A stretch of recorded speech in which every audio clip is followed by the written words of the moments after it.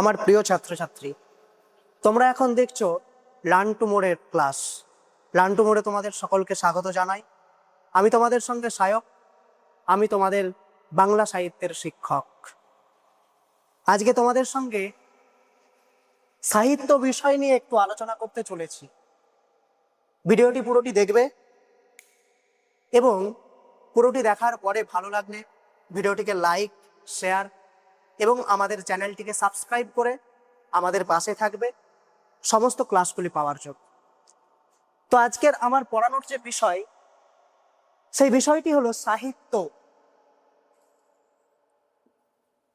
এই সাহিত্য কথাটি আমাদের কাছে খুব কমন কথা। আমরা প্রত্যেকেই বাংলা সাহিত্য পড়ছি, সাহিত্য চর্চা করছি। একেবারে ক্লাস 4 থেকে 5 থেকে 6 থেকে 7, 8, 9, 10, 11, 12, শুধু তাই নয়, কলেজ লেভেলেও আমাদেরকে এই সাহিত্য পড়তে হয়। কিন্তু সাহিত্য বিষয়টা কি, এটা আমাদের কাছে খুবই কম জানা। আজকে তোমাদের কাছে আমি জানাই যে সাহিত্য বিষয়টি কি। সাহিত্য তত্ত্বে একটা কথা বলা হচ্ছে, the literature is the mirror of the society. অর্থাৎ সাহিত্য হলো সমাজের দর্পণ। একটু নোট ডাউন করে রাখবে তোমরা।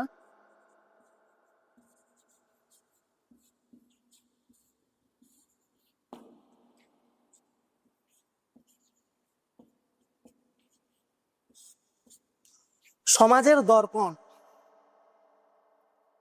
সাহিত্যকে বলা হচ্ছে সমাজের দর্পণ। দর্পণ মানে কি? দর্পণ মানে হলো আয়না। আমরা যদি আয়নার সামনে গিয়ে দাঁড়াই, আমরা দেখতে পাবো নিজেদেরকে।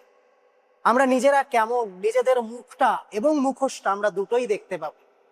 সাহিত্য কি করে? আমাদের সমাজে যাবতীয় যা কিছু ঘটনা ঘটে চলেছে নিত্যদিন, কিরকম সমাজ কাদেরকে নিয়ে, মানুষজন, স্কুল, কলেজ, অফিস, আদালত, এই সমস্ত কিছু দেখবে সাহিত্য পড়তে পড়তে আমরা কিন্তু এই সমস্ত কিছুর ঘটনাই জানতে পারি।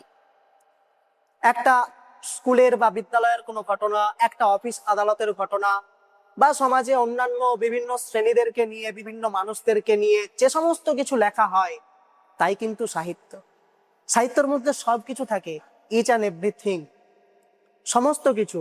সেখানে যেমন মানুষের দৈনন্দিন জীবনের জীবনযাত্রা, মানুষ কি করছে প্রতিটা দিন, তাদের সভ্যতা, তাদের সংস্কৃতি, তাদের খাদ্যাভ্যাস, সবকিছুটাই জড়িয়ে রয়েছে এই সাহিত্যের মধ্যে। যেমনটা ঠিক আমরা একেবারে বৈদিক সাহিত্য থেকে পাই।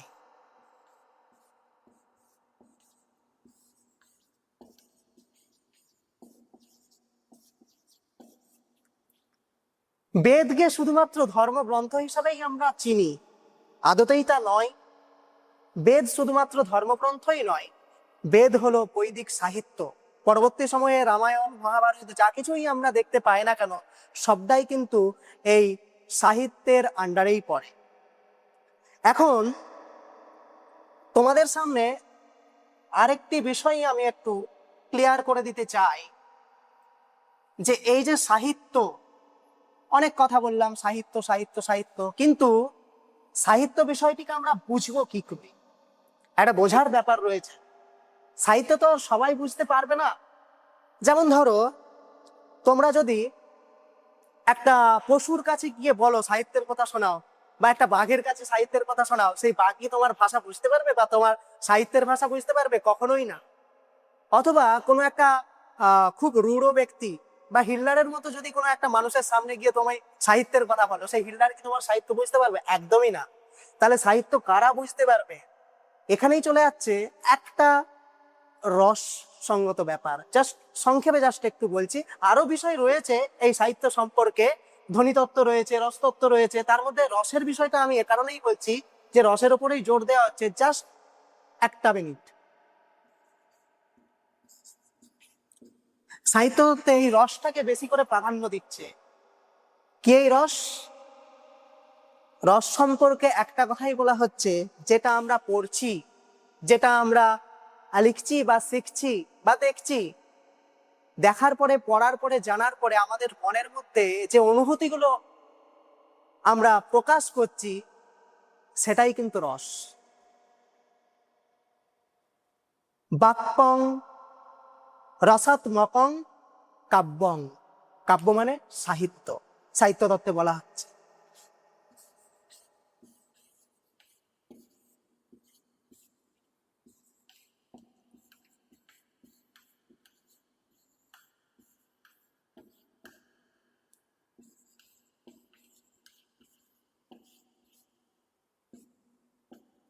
অর্থাৎ কাব্য বা সাহিত্য হলো সেই বাক্য যার মধ্যে রস থাকবে, অর্থাৎ সেই বাক্য হলো কাব্য যে বাক্যের আত্মা হচ্ছে রস।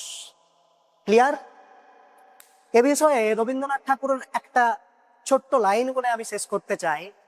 রবীন্দ্রনাথ ঠাকুর তার জীবনটা তো অনেক বিচিত্রময়, একদম জন্ম থেকে শুরু করে আমৃত্যুকাল পর্যন্ত। তো তিনি একটা কবিতায় বলছেন যে হৃদয়ে হৃদয় যোগ করা, না হলে কৃত্রিম পণ্যে ব্যর্থ হয় গানের পসরা। অর্থাৎ যদি আমরা হৃদয়ের সঙ্গে হৃদয়ের যোগ সংযোগ না করতে পারি, তাহলে যতই আমরা পণ্য ব্যবহার করি না কেন, গানের পসরা ব্যর্থ হবেই, কখনোই সেই আসর সফল হবে না। সুতরাং একটা শিল্পী গান করছে একটা মঞ্চে দাঁড়িয়ে, সেই গানটা বোঝার মতো ক্ষমতা আমার তখনই হবে যদি আমরা সহৃদয়ভাবে সেই গানটাকে উপলব্ধি করার চেষ্টা করি। তো ক্লিয়ার? সাহিত্য বিষয়টা সম্পর্কে যেটা আমি বলতে চেয়েছি, আশা করি তোমরা সেটা ক্লিয়ার হয়েছো। আজকের ক্লাস এই পর্যন্তই।